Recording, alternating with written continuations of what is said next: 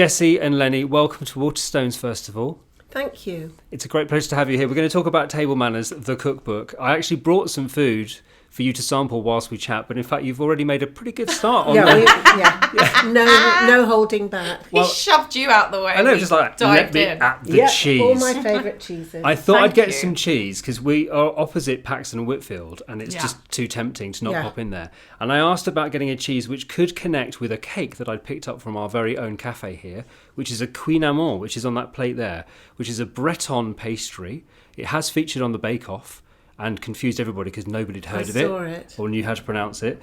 But we have them there. Well, and you have them in your own cafe. So these are the sort of like little bite of the month. It's like a special thing they've got. In Waterstones? In Waterstones. That's That's such a big, cheeky, big thing to do. I've got to be honest, I was surprised when I saw this thing that I couldn't pronounce. But I couldn't, I mean, it's great. So we'll try those. But I asked in Paxton and Whitfield about which cheese I could have to maybe go with that. Yeah. We have a Brillat Savarin, we have the Poisse, we have a Dolce Latte, and a Hubana, which is an Austrian cheese. Gorgeous. And Lennie, you have made pretty good inroads on all of them. So maybe you'd like to give your verdict. Right. The Poisse could be a little more right. Okay. To be perfectly frank. The brie is just most delicious, creamy brie I've tasted. It doesn't taste like a brie. It doesn't. It's a bit sharper. Yeah, it's delicious. What did you say it was? It's called a Brillat Savarin. So it's not actually not a brie. Well, there you go. Yeah, it's a Savarin, yeah. I love the Austrian cheese. Cubana. Cubana, which sounds Cubana, which sounds a bit Spanish. Sounds a bit Spanish. Yeah, and the Dolce Latte. Dolce Latte is always lovely. I love that it was supposed to be something to accompany the cake, but actually now the cheeses. It's all about the cheese, isn't it? It's all about the cheese with these little sweet cakes that are going to be the little cherry on the top. Yeah, we're going to have with a cup of tea. Well, there's in a moment. Now, what we've already seen is your just clear love for food. Love it. Has that always been the case? I have to ask you first, Lennie, because obviously, you were here before Jessie. You've obviously helped foster her love for food as well. Is it just your enthusiasm? Yeah, I love food. I'm interested in food. I love food. I like cooking food. I like eating food. I like everything about food. I like choosing food as well, especially if you're somewhere lovely where you can buy. It's quite exciting when you go abroad and you're into a supermarket, like a French supermarket or Whole Foods. Oh, please. When was the last time we went to a French supermarket, Mum? We haven't been in a French supermarket, I think, forever. We go to Greek supermarkets. Yeah. But also, I love that you are implying that we are the people that smell the peaches. No, we don't. No, Mum. The peaches. Come on. Just eat them. Yeah. We eat out. Yeah, we eat. Well, when we go to Greece, we eat out all the time. It's almost cheaper than it's cheaper than cooking, really. And it's all they do it better than I do in Greece. But it's funny because we do love everything about food. We love talking about what we're going to eat. So even like last night, we've got a podcast on Friday and Monday. So we're going through the menu and kind of it's a real back and forth, isn't it? We planned. And we're both very passionate about what we want. I mean, we planned when Otto Lennie came for dinner. We planned that for about 6 months. Oh my gosh! About 6 months on Nigella, talking about what we might have. Well, at first Nigella was a dream, so we wondered what we'd cook for her. And now, then when we cooked for her, lot of talking about that. Well, because cooking for a foodie must be slightly terrifying. But are you slightly more relaxed if it's somebody who's just a standard celeb? Actually, the foodies seem to get more involved. Like Otto Lennie cooked our fish for us, and then Raymond Blanc couldn't resist trying to cook our fish and telling us to get the beurre brun. And he was very involved. Tom Kerridge was quite involved when he was cooking. I think we basically asked them to do the cooking. When it's a chef in the room, we're like, hey, come on, do you want to help us out? Well, exactly. To squander their talents if you let them just sit there. Exactly. Fair enough. And also, of course, through the podcast, you've had lots of amazing food. How did you decide what to put in the cookbook and what? I mean, you must have had to leave out loads of things that you love. We have, yes. Yeah. I think, we put a huge list.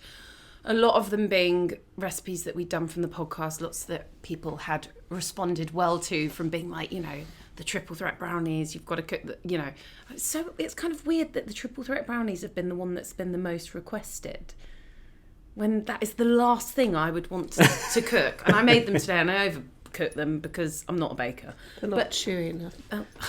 No, they're fine. They're okay. Could have been slightly under. Well, you know what? I think you know what happened. Sam turned the bloody oven up. He turned the oven up. Also, you put Oreos in the mixture, which are biscuits.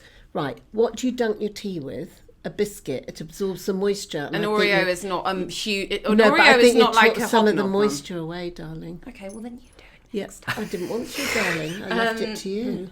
Sorry, back to the question. Well, it leads me neatly onto my next question. This sort of lovely bickering between the two of you, because the book is really about family, because food and family are so inextricably linked in the podcast and in the book too. But it's obviously such an important, because I think it's a different way of eating than, say, you do with your friends. Family eating. Have you always eaten at the table? You talk about the Friday night thing here in the book. It's obviously such an important part of your weekly routine. We've always eaten at the dinner table. Yeah, it's even if we're screaming at each other. Yeah. It's a home cooked meal. I mean, it was a lot of stroppy teenage kind of angst, but Mum giving us a chicken casserole and Yeah, we've always eaten at the table. Yeah, never on our laps. I mean, it's astonishing that some families don't even have dining tables. Yeah, and they all eat on their laps. But I mean, I think Sam, my husband, because we've been going out for a very long time, when he came to my house, I think he found it quite intimidating and overwhelming that we weren't allowed to go and eat in our room. Oh, really? Okay. So I'd be like, right, we're having dinner, and we'd all sit together. Eat in his bedroom. Yeah. Why? Because he'd be smoking loads of weed up there. Oh, okay.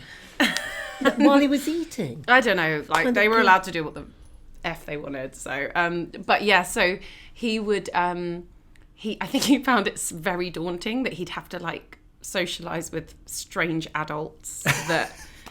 Or like when we'd have our Friday nights, it would be kind of my best friend's mum coming over, and we all were together, and it would be about the meal and the conversation. Yeah, because if you're not used to that, it would be quite intimidating. But, but it's a crucial thing, isn't it? Because if you're not used to talking to your family, if you don't, especially nowadays, if people don't have a lot of time actually together as a family, if you're missing that opportunity to sit opposite somebody and share food, you're really missing out, aren't you? But I also wonder, like, oh God, I feel so old now, but there weren't phones. I mean, I had a phone, but it sent texts. Maybe as a teenager. No, you went on the.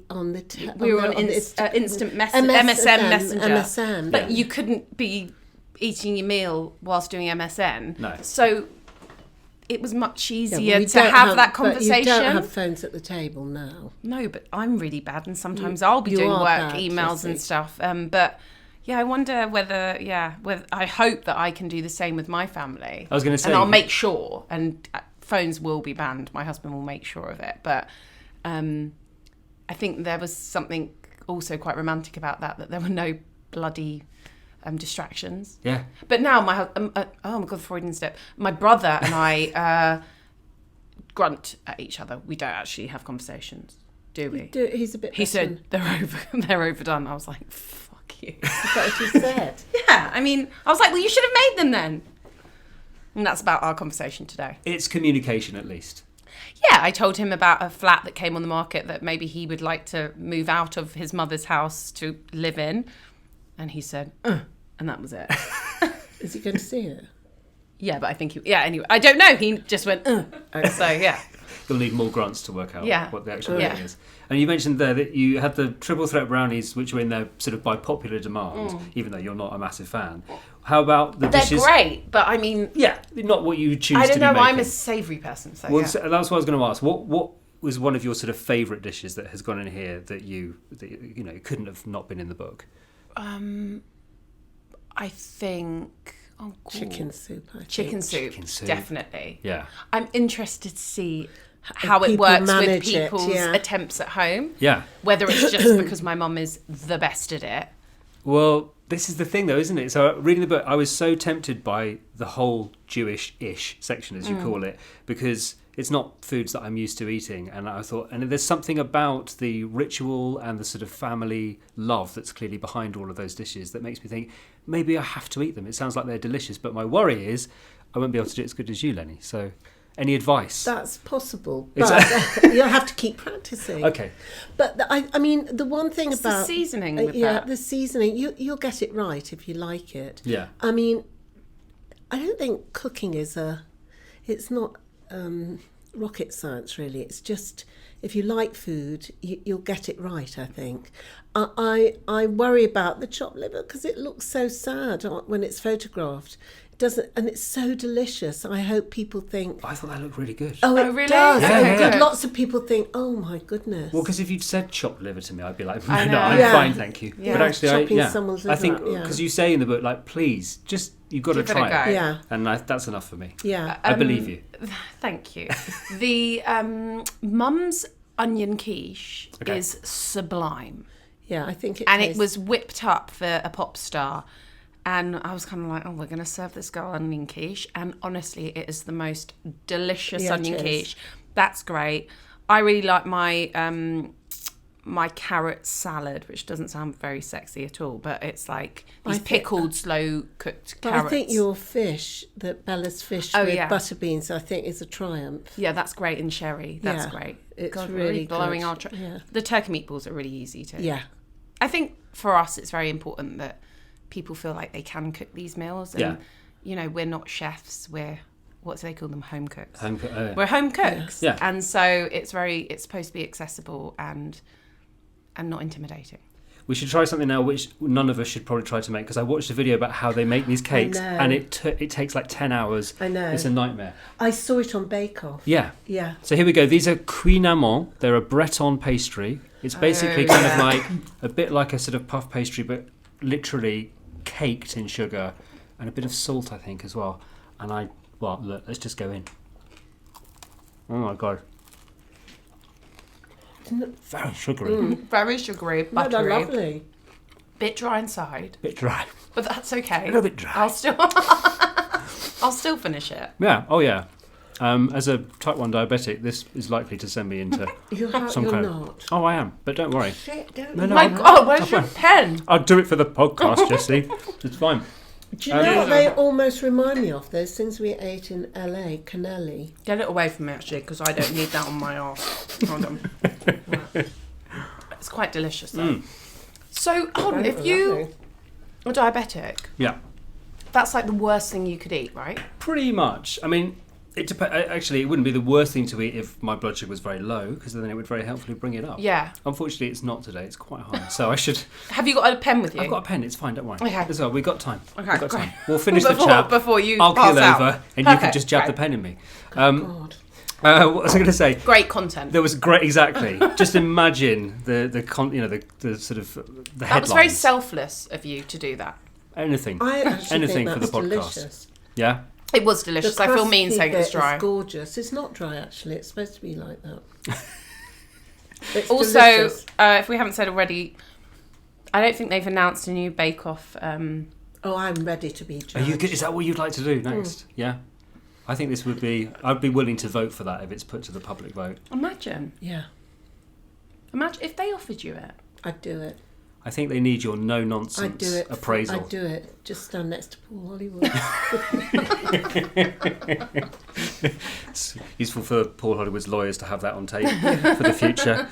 Back to the cookbook. The other thing that comes through, I think, with this book is that food is one of the easiest ways, I think, to enjoy life, and that people who don't have a love of food are missing out. Oh my God, totally. I wonder whether, because there's a huge variety of foods in here, and Lennie, I suppose particularly for you, who has had such food experience, whether you still have that capacity to be surprised by food and ingredients. Yeah, definitely. Because it's a great thrill when you find a new way of cooking something or a new ingredient or a new taste. I think some of the recipes have been things that we've tasted and we've tried to work out what's in it to do the recipe.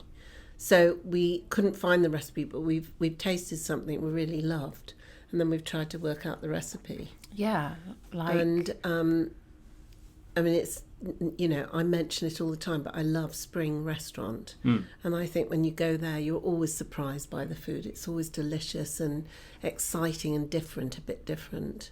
So not that we've modelled all our recipes on Spring, but if we tasted something lovely, like Jessie was at somewhere and you had those salt and vinegar potatoes. Oh yeah, Jolene. I had them for breakfast. And Jessie just decided, but it works, roasted potatoes with vinegar on and salt. But, I mean, it works. Fish and chips do. Well, yeah, exactly. But because they tasted so good, and I was just like, can you just tell me what's on this? She was like, I don't know. So then I made her go to the chef, and she went, it's vinegar. I said, no, I need to know which vinegar. So she brought the bottle out. So I was like, okay, this is really helpful. I've never seen this vinegar before. It's like a sherry vinegar, not cheap. And but so it was just kind of like trying it at home and enjoying that. That's I love the sense of discovery you get with food. I do too. But have you always been an adventurous eater from year dot? Oh yeah. I mean, don't get me wrong. I'm not like mad about offal, but maybe because I haven't tried it enough. Yeah. That doesn't really get me going. Have you ever had a snail? Yeah, I've had snails. No, I wouldn't have that. But to be fair, I'm not mad about them either. No. But if there's food, I'll always have you had try rabbit? It. Yeah. No, I've not had that either. Oh, even I've had rabbit. No, I'm too frightened. Just don't fancy it. And I wouldn't eat an eel. But eel is so delicious. I had smoked eel. No, was it smoked eel? At Brawn on Friday, and it was so delicious. Mum, it was so good. Good though. Just don't think about what it looks like. Yeah, that's the whole point. Yeah, I'm a bit. Yeah, visual eel wouldn't be top of association. my list. But it's so delicious. Okay. Next time I come across an eel, I'll give it a go. Yeah, Jessie, I think it's in the book, Jessie could remember on every holiday what we ate, nearly on every single night of the holiday, where we'd eaten and what we'd eaten. So it's clearly, your brain was working that way. It's shaped my my memories. No, but I have that thing, as you say, food and memory is inextricably linked. And I think, weirdly, sometimes when you're abroad, it really goes into your head. Because I can still remember having chicken in chips in Mallorca when I was about 7 years old and wanting to have it every night because it was just the best chicken and chips I'd ever had. Yeah, it's so funny. For me, was it Mallorca that we used to go, or Menorca? Menorca. But there was that... Did you ever have the watermelon ice lolly there? Oh, yeah. Yeah. That brings me back to being like 3.5, 4. Yeah. And that, and I'm no... If I can't really find them anywhere now. Maybe I need to go back to Mallorca, but that really brings me back to that. And I remember I think it was the height of luxury to have one of those hollowed out oranges with orange sorbet. Yeah. We nearly tried to put that. We tried to put that in, but I felt like we couldn't really. Oh, did you? Well, we just thought we did maybe. it, didn't we? One night? No, we didn't. But I think we just thought. I like the half a coconut with the coconut. Yeah. I mean, as a kid, you're just like, but look at me. I've got you can the poshest dessert like ever. You can still get them, Exactly. can't you? You can definitely still get them. And lemons, Yeah, they were so good. And do you remember that was that place where you could get the ice cream that were like a box of chocolates? So each ice cream was like a little mini choc ice. Where was that? God. In Menorca. It was made by the same people. So they were like a box of chocolates, but they were ice cream, choc ices. I feel like we need to book a holiday to Yeah, Menorca let's right go. now. All this Corona business. Well, exactly. Yeah, if we could get cheap flights, I reckon. So let's just let's without go for lemon it. ice cream. It's been an absolute pleasure to talk to you very briefly about this book, both of you. Thank you so much. Thank you. We obviously wish you all the best of it. I as I say, the Jewish section and I'm going to mispronounce this now, the Christmas section, which you call Christmaka.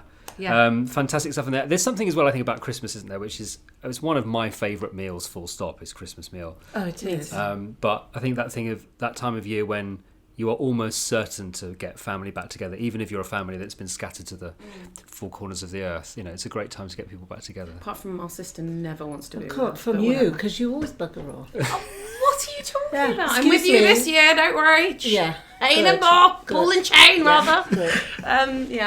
Anyway, thanks so much for having us. It's an absolute pleasure. We can get back to the cheese now then.